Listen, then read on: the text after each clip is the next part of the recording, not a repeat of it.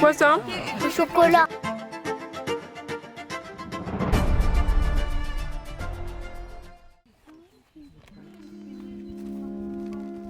Le chocolat.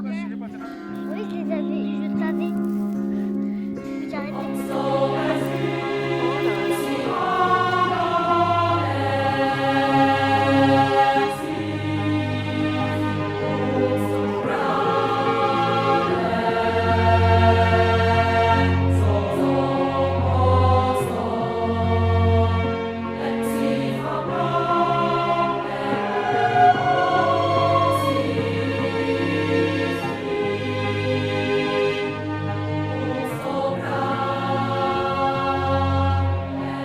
Donc ici, après avoir mis en fait, donc on a retourné une première fois la terre et une fois que cette terre a été retournée, Marvin, dans la précédente vidéo, vous l'avez vu, est venu mettre du fumier qu'on a laissé reposer une semaine environ.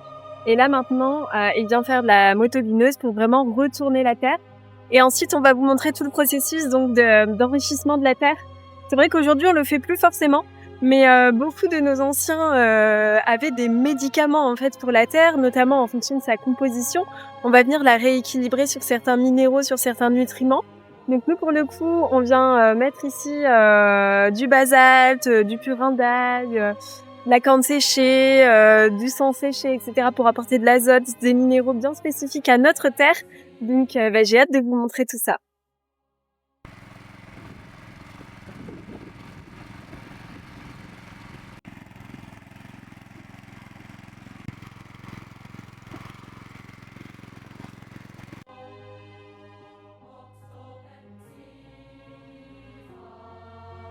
Vous l'avez vu, tout augmente, les courses, l'énergie, le moindre paquet de tomates. Et cette année, on s'est dit qu'on n'attendrait plus. On a une terre, on a nos mains. Nos grands-parents se posaient même pas la question.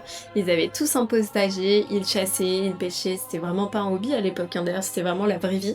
Donc, on a commencé. Marvin a retourné la terre à la motobineuse. 50 ans que personne l'avait touché, hein. On a mélangé du fumier de cheval sur 20 cm environ pour vraiment ramener la vie.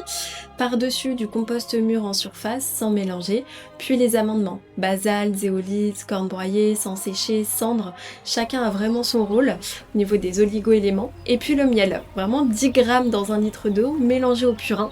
Le miel va nourrir tout ce qui vit dans le sol, les champignons, les petits vers, les bactéries, tout le réseau invisible, et quand on pulvérise en fait ce type de purin sur les plantes, elles croient qu'elles sont envahies de pucerons, donc elles vont activer leur propre défense, naturellement. On va poser un goutte à goutte sur le sol, pailler par-dessus. Vraiment 10 étapes clés, hein. Il y a eu des jours de travail pour quelque chose que nos grands-parents faisaient les yeux fermés. Donc c'est assez intéressant de aujourd'hui se poser la question de savoir comment est-ce qu'ils opéraient.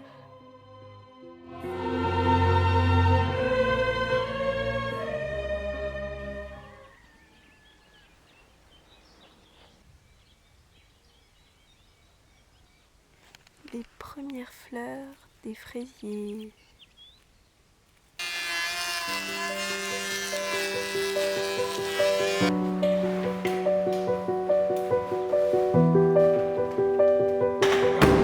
Bravo.